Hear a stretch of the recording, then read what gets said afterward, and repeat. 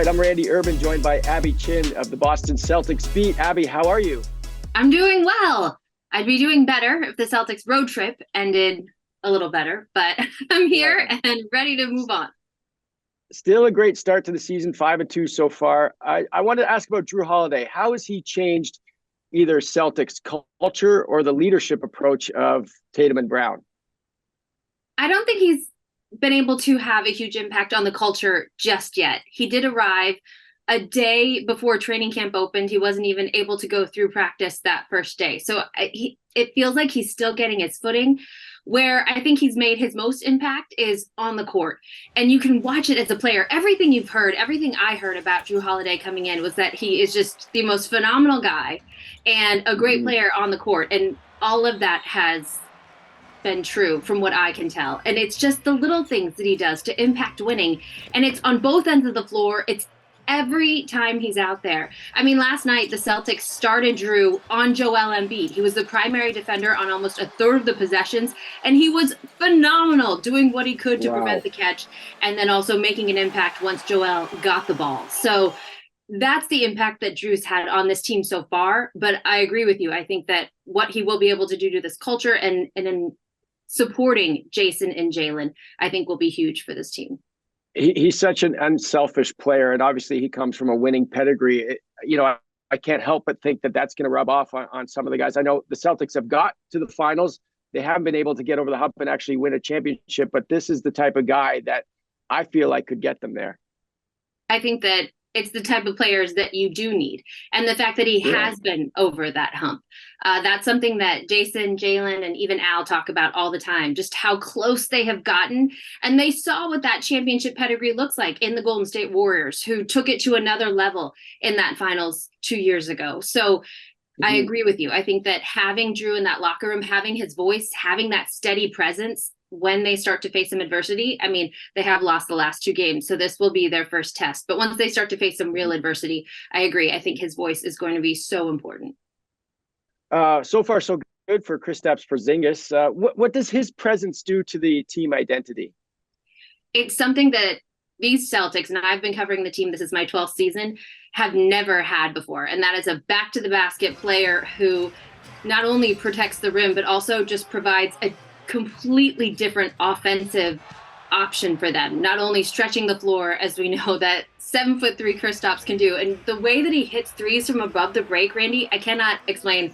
It's incredible to watch. Just in practice alone, it feels like he never misses. But head coach Joe Mazzulla has gone into this season talking about curveballs. The Celtics need to be able to change things up to swing the momentum.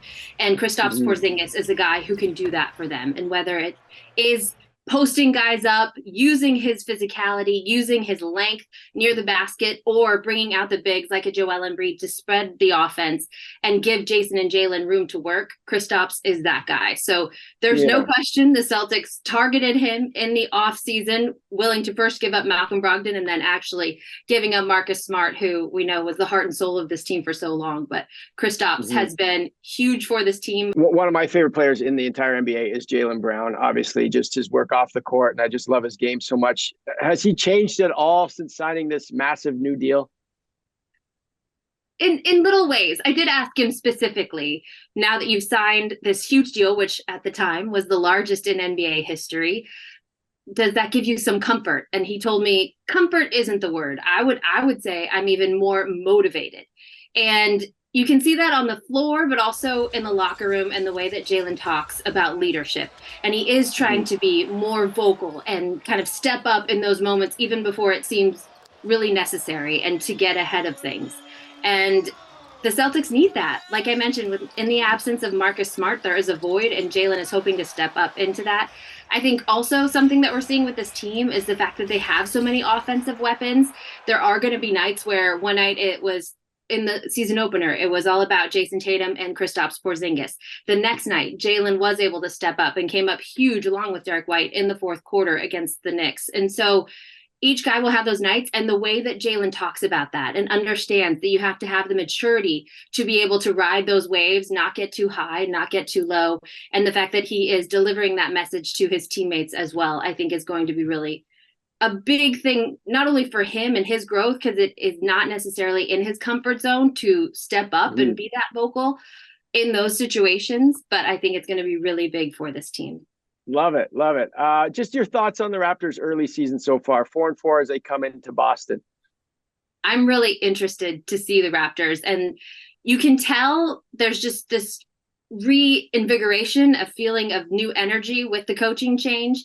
And this is a team that their length and their size has given the Celtics a lot of trouble in the past. So like I mentioned, the Celtics facing a bit of adversity here. They've lost the past 2 on the road. So I think they're excited to get home. They do have a matchup against the Brooklyn Nets. It is their first play-in game.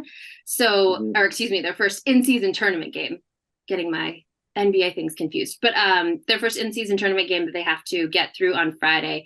But then I'm really interested. I haven't been able to watch as much of the Raptors as I would have liked. I do have family in Toronto. They live in Markham. So nice. Shout out. Yep. To the Linfats. But I'm interested to see our first glimpse of this team. I feel like usually at this time, we've seen the Raptors 2 or 3 times. We see you guys during preseason and all of that. So I'm excited to get my first glimpse of this new look team. Just your impressions of Scottie Barnes. Obviously a fantastic start to his 3rd year in the NBA. No kidding. 20-10. That is hard to do in the NBA. I think that's what I'm most excited to see is Scottie in this season. But it made me think of, and this year with Jason Tatum at 25 years old, it's his 7th season in the league. And you lose sight of how young they are and where they are in their development. And it's not something that comes overnight. The NBA is a grown man's league. And then to go from being the best at everything and every team and every level you've ever been to then playing in the NBA, and then last season having every team's defense game planning solely to stop you, that's hard.